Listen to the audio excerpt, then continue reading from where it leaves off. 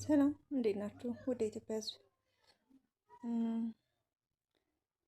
የልብ ስብራት፣ አብዝቶ ማዘን፣ አብዝቶ መጨነቅ፣ አብዝቶ በሀዘን መጎዳት የልብ ህመም ሊያመጣ እንደሚችል ያውቃሉ?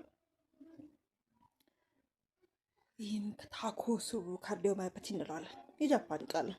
በ1990 ኤክቶፐስ ፊሸርማንስ የሚጠቀሙበት አለ። ስፖት ሸክላ ድስት ነገር ነው። ለማጥበጃ የሚጠቀሙበት በዛ የድስት ቅርጽ አይነት ጉዳት ስለምታሳልፍ ልብ እሱን ተመርኩዞ ነው ታኮሱ ካርዲዮማዮፓቲ የተባለው።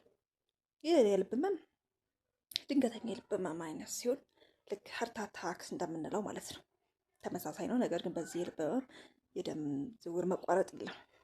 ነገር ግን የህመም ምልክቶቹ እጅጉን ተመሳሳይ ናቸው። በዚህ ህመም የተጠቃ ሰው ወይም በታኮሱ ካርዲዮማዮፓቲ የተጠቃ ሰው ብዙ ጊዜ ጥልቅ ሀዘን ውስጥ የነበረ ብዙ መከፋቶች አሉበት ወይ ደግሞ አብዝቶ መጨነቅ የነበረው ሰው ህመሙ ከመከሰቱ በፊት ማለት ነው።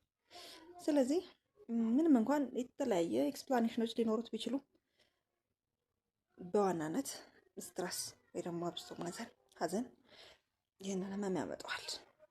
ከባድ የልብ ጉዳት ነው የሚያመጣው። ምንም እንኳን ሪቨርሰብል የምንለው ወይም ደግሞ ከጉዳት በኋላ ማገገም ያለው አይነት የልብ ህመም አይነት ቢሆንም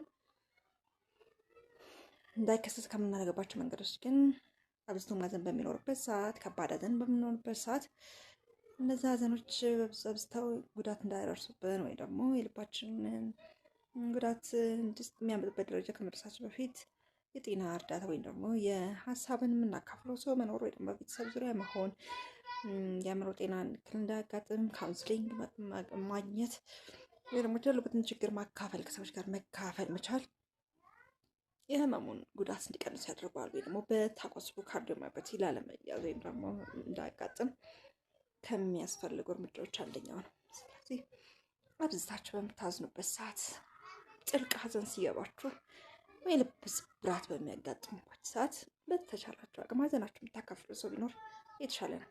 ምክንያቱም ይህ ጉዳት ማገገም እንዳለ ሆኖ እጅግ ከፍተኛ ጤና እክልም ሊያመጣ ስለሚችል ሀዘን የሚያመጣውን የልብ ጉዳት ተረድተን ሀዘናችንን ማካፈልና ቀለል ለማድረግ የተሻለ ነው። አመሰግናለሁ።